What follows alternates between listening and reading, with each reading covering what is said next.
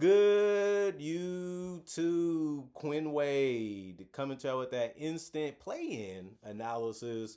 This time is on the Golden State Warriors beating the Los Angeles Clippers.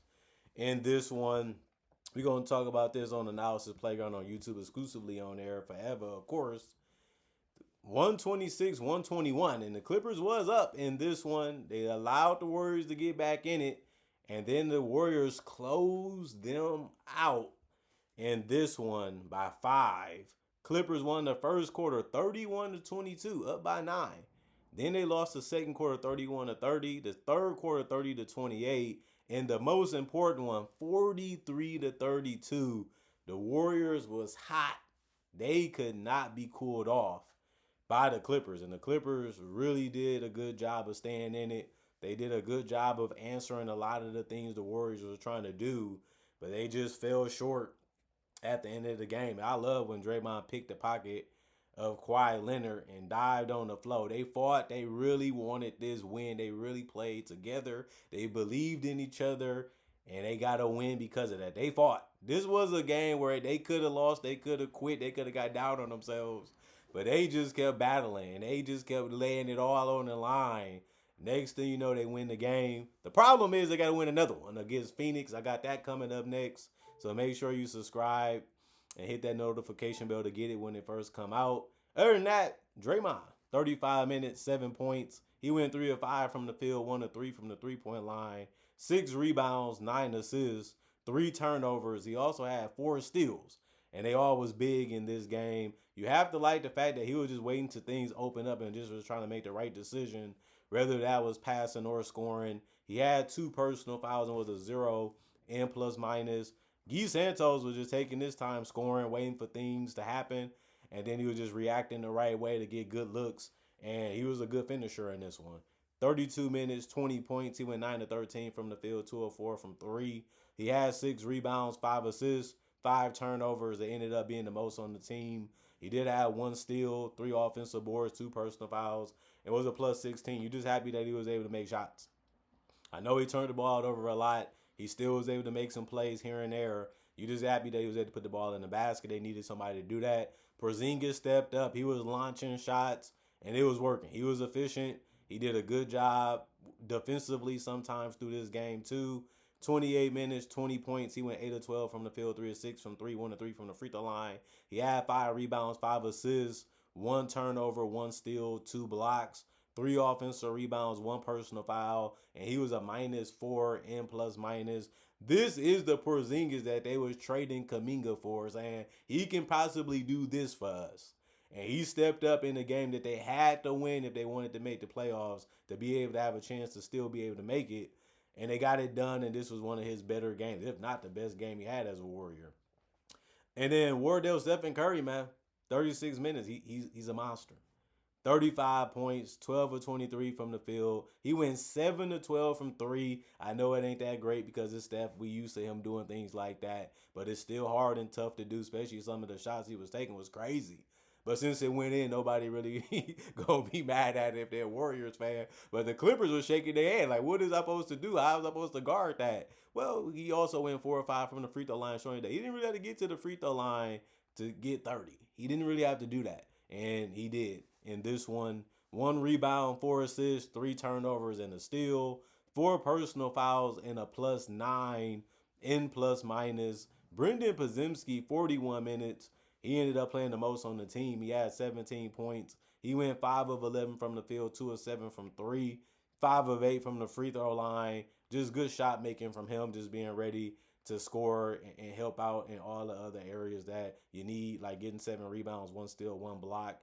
He also had 2 assists. He did get 4 turnovers, though, but he also had 2 offensive boards, 2 personal fouls, was a +10. He was able to clean up a lot of things, just like Draymond, and sometimes you just need people to do that, especially when you're trying to actually win the game. Al Horford, 22 minutes. He had 14 points, just hit big 3 after big 3. They passed it to him. They believed in him, and he delivered for him. He went 4 of 7 from 3, 5 of 8 from the field for 14 points. That was the most points off the bench. He also had 3 rebounds, 2 turnovers, 2 personal fouls, was a -7 and plus minus. Gary Payton II, 24 minutes, 6 points.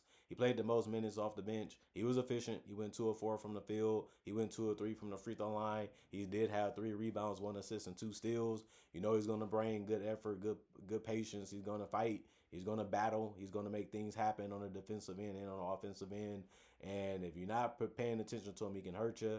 He had 1 offensive board, 2 personal foul was a +8 and plus minus, and then DeAnthony Melton, 23 minutes, he had 7 points. He went 3 of 7 from the field, 0 of 2 from three, 1 of 2 from the free throw line. He had the most rebounds off the bench with 5. He also had the most assists with 3. He had 2 turnovers or overs also. He also had 2 steals and 1 offensive board, 4 personal fouls, and he finished as a -7 in plus minus. Um, Really good game. You know, he did a lot of things for him, and you just had to be happy that he was on the team and doing as much as he could to contribute to winning basketball for them, and that he did. And then the Clippers, they did a lot of things right. They put themselves in good situations and good spots. They moved the ball well. They got their own shots when they needed to. They just cratered a little bit when it mattered. They just couldn't make the shots. They still was trying to hunt the good ones. The Warriors just was on fire. They just was able to play hard, work hard, and make things happen for them and themselves, and they were just able to do it more better than the Clippers in this one. Kawhi Leonard, 40 minutes. He had 21 points, had a costly turnover. Then he had a couple more. He finished with 5 total. He went 8 of 17 from the field. He went 1 of 6 from 3. 4 of 4 from the free throw line. He did have 3 assists, 7 rebounds.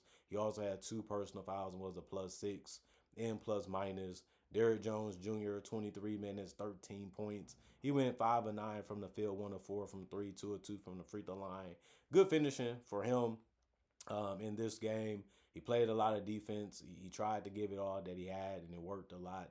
He only had 3 personal fouls. He did go and get 3 steals and a block. He had 2 rebounds, 1 assist, and no turnovers. And he had 1 offensive board, was a -7 and plus minus. Brook Lopez made a 3, missed the rest, but he did have that little push hook shot going. It was money, so it makes sense for them to keep using it. 37 minutes, 17 points, 7 of 16 from the field, 2 of 2 from the free throw line. 5 rebounds, 1 assist, no turnovers. 2 steals, 1 block. 2 offensive board, 2 personal fouls, and a -7 and plus minus. Chris Dunn, he was the only starter to not score in double figures. He does that. He took good looks though. He went 3 of 5 from the field, 1 of 2 from 3.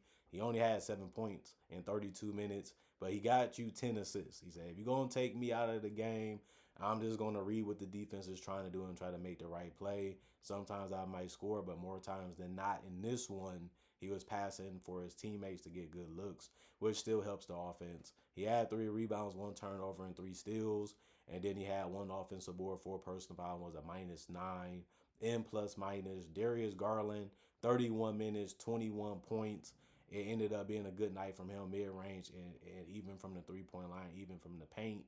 He went 8 of 15 from the field, 2 of 4 from 3, 3 of 3 from the free throw line. He stepped up and had a big one. He also gave you 8 assists. He's a good playmaker, especially when they're guarding him certain ways with certain players. Other things open up for you.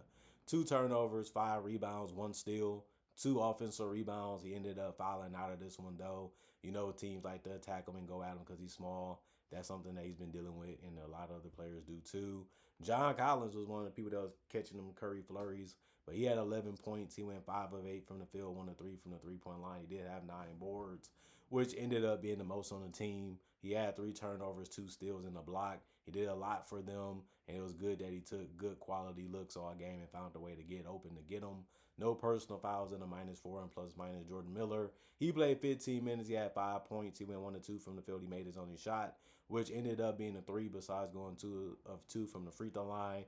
He had 2 rebounds, 2 assists, 1 turnover, 1 steal, 2 offensive rebounds, which was all his boards. He also had 2 personal fouls and was a 0 and plus minus. And Benedict Mathurin, him and Garland, the new additions, they both stepped up. I mean, Benedict was even making big shots in the fourth.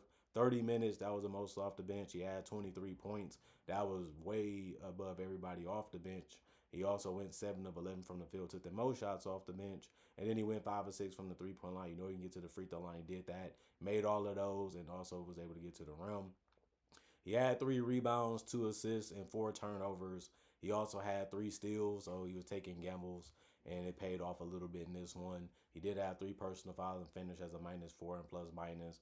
And then Kobe Sanders played 11 minutes. He made his only shot, which was a three. He also had 3 assists. That was the most off the bench.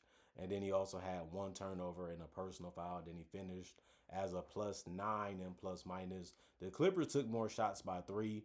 They had 86 took and they made 52% of them. The Warriors took 83. They made 57% of them. 35 threes by the Clippers. They made 40% of them. 41 by the Warriors. They made 46% of them. 17 to 17 from the free throw line for the Clippers. 100%. 21 for the Warriors. They only made 62%. The game would have been a lot easier if they made their free throws. But both teams did have 36 rebounds, but 30 assists for the Clippers, 29 for the Warriors. 17 turnovers for the Clippers, 20 for the Warriors. 15 steals for the Clippers, 12 for the Warriors. Both teams had 3 blocks, 9 offensive rebounds for the Clippers, 10 for the Warriors. 27 defensive rebounds for the Clippers, 26 for the Warriors.